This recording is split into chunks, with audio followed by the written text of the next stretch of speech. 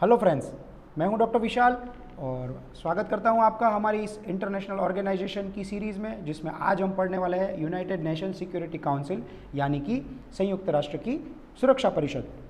आप इस इमेज को अच्छे से देख सकते हो। ये जो है ना, ये वो जगह है जहां पर यूएनएससी की सभा बैठती है, जहाँ पे उसकी असेंबली बैठती है, जहाँ पे यूएनएससी के मेंबर कंट्रीज़ मिलकर रेजोल्यूशंस लाते हैं। ठीक है, तो it is a place where they are sitting.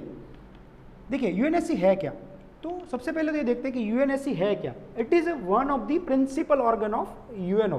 ये यूनाइटेड नेशन ऑर्गेनाइजेशन यानी कि संयुक्त राष्ट्र संघ का एक ऑर्गन है, principal, one of the 6 principal organ of UNO.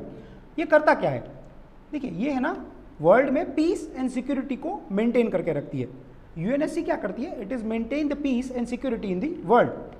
ये क्या करती है, जब कभी भी वर्ल्ड में कहीं पर ऐसी चीज़ हो रही हो कि जिससे कि पीस के ऊपर थ्रेट आ रही हो, मतलब शांति के ऊपर कुछ दिक्कत हो रही हो, कहीं पर थ्रेट आ रही हो, या फिर वर्ल्ड में कहीं पर एग्रेशंस देखने को मिल रहे हो, जैसे कि कहीं पे वॉर हो रहा हो, किसी कंट्री ने किसी दूसरे कंट्री पर अटैक कर दिया हो, या कहीं पर मानवाधिकारों का हनन हो रहा हो, किसी कम्युनिटी के ऊपर सरकार के द्वारा मिलिट्री अत्याचार किए जाते हो, ऐसी जब चीज़ें होती है ना, तब यूएनएससी कदम उठाती है, ये लीडरशिप लेती है कि भाई ऐसा ना हो। वो क्या करती है, उसमें इन्वॉल्व होकर उसको रोकने की कोशिश करती है।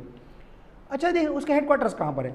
देखिए यूएनएससी के हेडक्वार्टर्स जो है ना, वो न्यूयॉर्क सिटी में है, यूएसए के न्यूयॉर्क सिटी। देखिए लास्ट लेक्चर में हम लोगों ने पढ़ा था ना कि यूएन की जितनी भी ऑर्गन्स है ना, उन सभी ऑर्गन्स के हेडक्वार्टर्स न्यूयॉर्क सिटी में है, एक्सेप्ट वन।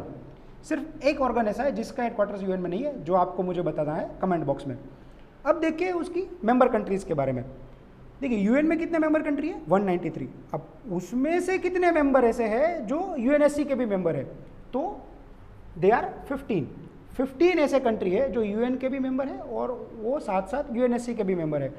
अब ये जो 15 कंट्रीज़ है ना, उसमें 2 टाइप के मेंबर होते हैं। 5 जो है ना वो परमानेंट मेंबर है, जो 5 कंट्री है ना वो परमानेंट मेंबर है, मतलब वो चलते ही रहेंगे, कुछ भी हो जाए they will in a UNSC. और 10 जो है ना वो नॉन परमानेंट मेंबर है। समझ में आई बात, 5 परमानेंट मेंबर है, 10 नॉन परमानेंट मेंबर है।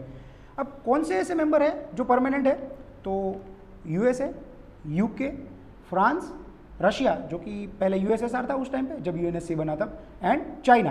तो याद रखेगा कि ये 5 परमानेंट मेंबर है, और 10 जो नॉन परमानेंट मेंबर होते हैं ना, उनको मेंबरशिप मिलती है 2 साल के लिए।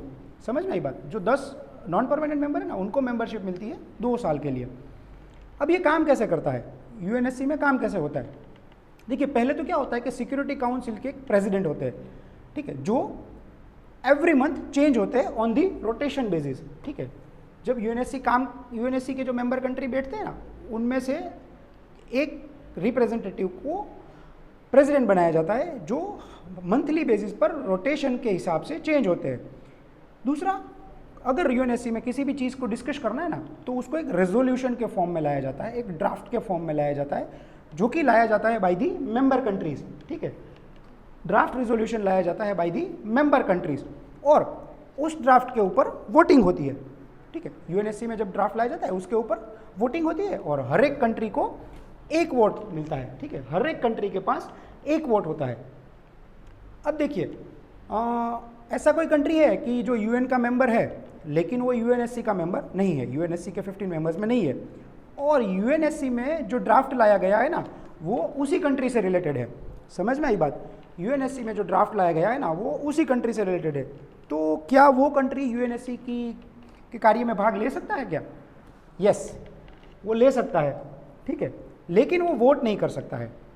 समझ में आई बात, ऐसा कोई कंट्री जिसके बारे में यूएनएससी में डिस्कशन हो रहा है, तो वो कंट्री यूएनएससी की कार्य प्रणाली में भाग ले सकता है, उसमें बैठ सकता है, बैठक में अपने विचारों को रख सकता है, लोगों दूसरे मेंबर कंट्रीज़ को कन्विंस भी कर सकता है, लेकिन वो वोट नहीं कर सकता है। ठीक है, it has a no voting power. अब यूएन के जो परमानेंट मेंबर है ना, यूएनएससी के जो परमानेंट मेंबर है ना 5, उनको एक स्पेशल पावर दी गई है जिसको बोला जाता है वीटो पावर। ठीक है, वीटो पावर का क्या मतलब होता है कि परमानेंट मेंबर जो है ना, उनके पास एक राइट्स है, स्पेशल राइट है टू रिजेक्ट एनी रेजोल्यूशन। उनके पास एक स्पेशल राइट है टू रिजेक्ट एनी रेजोल्यूशन। देखिए मैं आपको एग्जांपल के साथ समझाता हूँ। तकरीबन 1-2 साल पहले की बात है, कि भाई रशिया, फ्रांस, ये सब लोग है ना एक रिजोल्यूशन लाए थे कि भाई इंडिया को यूएनएससी का परमानेंट मेंबर बना देते हैं। लेकिन चाइना ने क्या किया, चाइना ने बोला मैं अपने वीटो पावर का इस्तेमाल करता हूँ और हम इस रेजोल्यूशन को नहीं लाएंगे।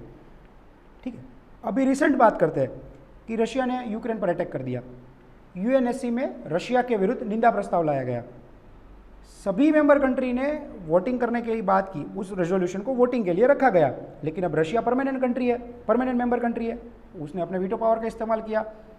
तो बात ये हुई कि अल्टीमेटली निंदा प्रस्ताव को लाया ही नहीं जा सका। क्यों? क्योंकि रशिया ने अपने वीटो पावर का इस्तेमाल किया। तो इस तरह से हम देखें ना, तो जो वीटो पावर दिया गया है ना परमानेंट मेंबर कंट्रीज को, ये सबसे ज़्यादा अनडेमोक्रेटिक प्रोविज़न है यूनाइटेड नेशंस ऑर्गेनाइजेशन और उसकी सारी की सारी संस्थाओं में देखें ना, तो veto power of the permanent member of the UNSC is a सबसे ज़्यादा अनडेमोक्रेटिक प्रोविज़न उसको बोल सकते हैं हम लोग। तो दोस्तों, ये हम लोगों ने कुछ अच्छी अच्छी बातें सीखी regarding the United nation security council.